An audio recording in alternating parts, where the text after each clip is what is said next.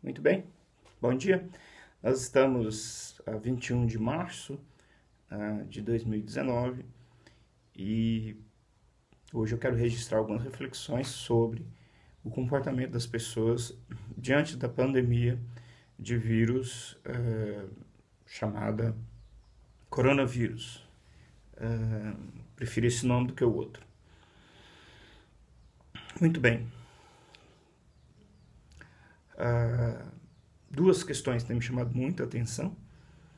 Eu e os colegas professores já estamos reclusos. Nós temos mantido contato regular pelo WhatsApp, mas todos estamos já praticando a quarentena. Mas algumas coisas têm me chamado a atenção, que eu vejo de onde eu moro, uma cidade próxima à Grande Belo Horizonte, chamada região central do estado de Minas Gerais, a região do quadrilátero ferrífico. Eu vejo que temos dois fenômenos. Eu vejo pessoas andando pela rua, não sei o que motivam elas, jovens e outros trabalhadores, provavelmente, mas em horários diversos, não é só trabalhadores. As pessoas têm frequentado um bar que tem próximo de onde eu moro, de modo tranquilo, aparentemente. Ontem à noite mesmo estava ali conversando, trocando ideias, pelo visto. Um mercado ligado a frutas, a alimentos, também aberto. A gente compreende aí o desafio nesse momento dessas questões aí de alimentação e tudo mais. E o desafio que vai ser manter esses locais, porque nós precisamos deles, abertos e não serem focos de distribuição do vírus, né? Esse é o grande desafio. Um outro aspecto que me preocupa muito mais, e aí mais entre população um pouco mais velha, tem sido a associação do discurso religioso, que beira aí no termo técnico da psicanálise, ao delírio, que é a associação de algumas senhoras que eu tive contato, na qual se produz um delírio que o meu Deus vai me proteger e esse vírus não é nada disto. E, portanto, usando o discurso religioso para, digamos assim,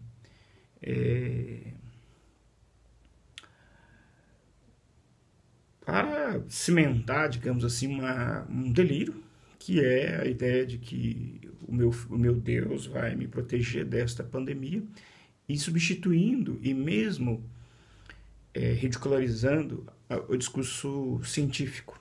Então, eu lembro-me do filme O Sétimo Selo, do Ingmar Bergman, um clássico que eu vi em 97, se não me engano, 98, e vi agora recente umas 2 vezes no início do ano, não pensando nada de pandemia por acaso. No livro de filosofia com o qual eu trabalho, dou aula, tem uma referência ao filme, então provavelmente foi em função disso que eu fui ver o filme. E ali naquele filme eu tenho visto a mesma coisa em nossos dias.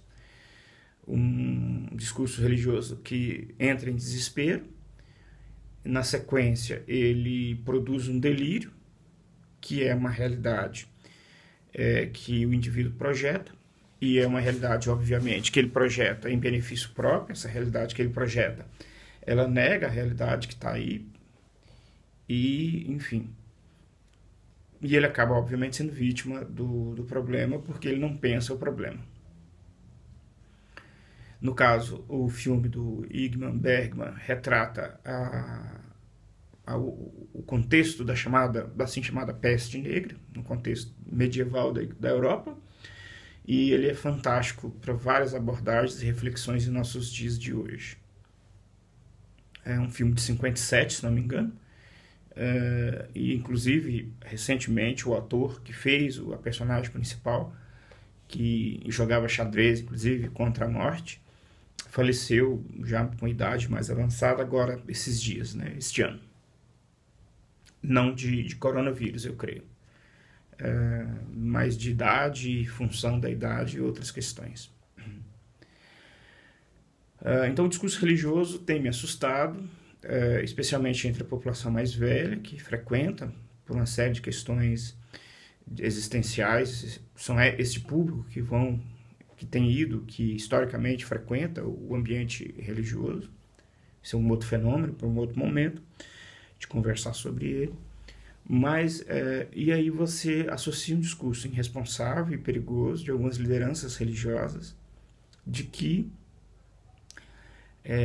o Senhor dos Exércitos vai vencer, e aí vai buscando coisas na Bíblia, que é uma leitura muito empobrecedora desse texto riquíssimo, que é uma leitura de um nível elementar.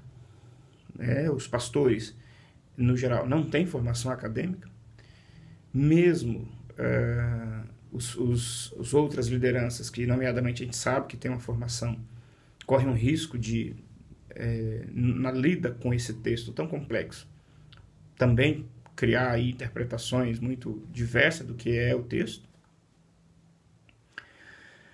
E eu, como professor, inclusive, de cursos de teologia, já encontrei essa experiência, né? Então, qualquer coisa que negativa o indivíduo, que diz para ele, olha, você está equivocado, né? Saia do lugar aí do seu desejo de se impor, ele usa a Bíblia para dizer, suspende o que você está dizendo, porque a minha verdade é maior do que a sua. Então, já não é mais argumento. É um negócio que é um salto, que não se explica logicamente como que se dá ele, porque não tem como, e passamos aí para a ideia de convicção, que é uma outra história dentro aí também da questão teológica. E o indivíduo deixa de usar a sensatez e se servir de algo que é humano e, portanto, é tranquilamente compreensível, que é também de Deus, que é a razão.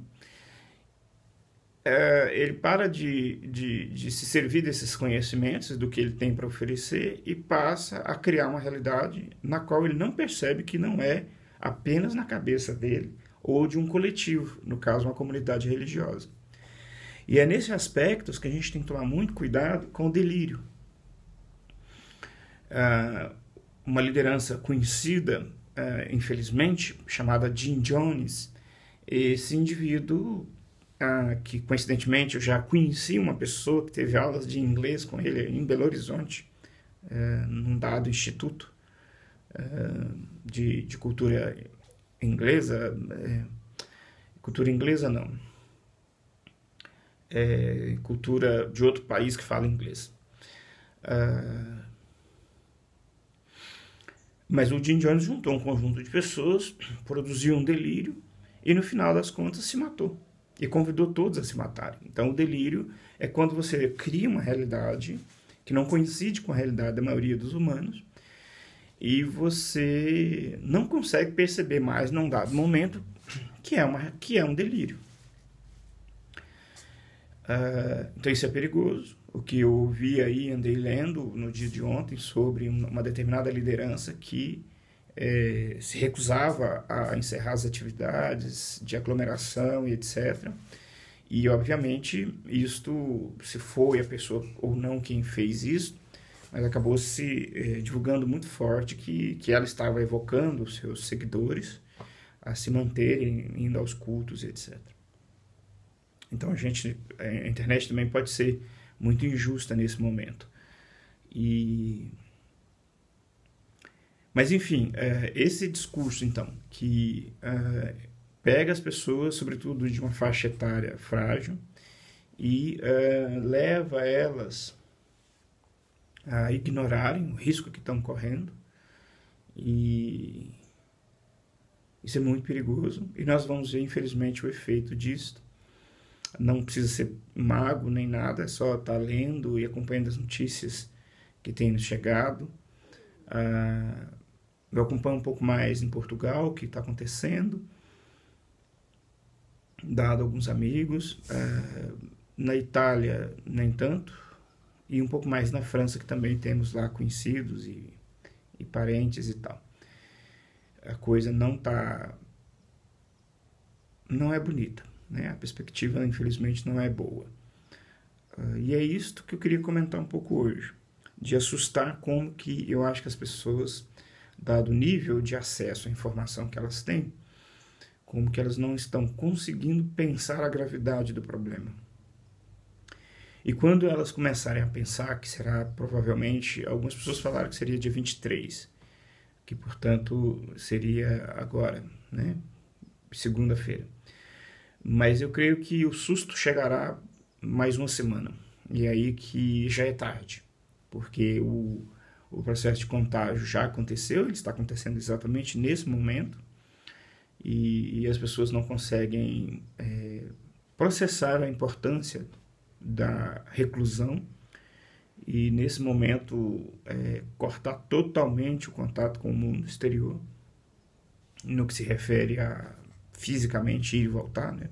Não por comunicações mediadas como nós estamos, porque é nesse arranque que o vírus ganha muita força. Esse salto agora do início é tudo.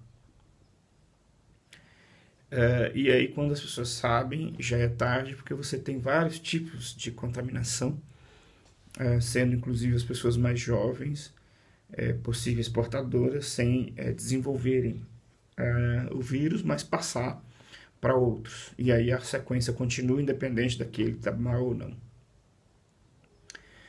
Então, o nível cultural ou a forma como as pessoas utilizam o acesso à comunicação global, que hoje todo mundo tem um celular, todo mundo tem acesso a uma internet. Obviamente que todo mundo é muita coisa, mas um número elevado de pessoas hoje tem acesso. Mas mesmo assim, as orientações não ganham efeito, porque o receptor dessa mensagem não processa ela adequadamente.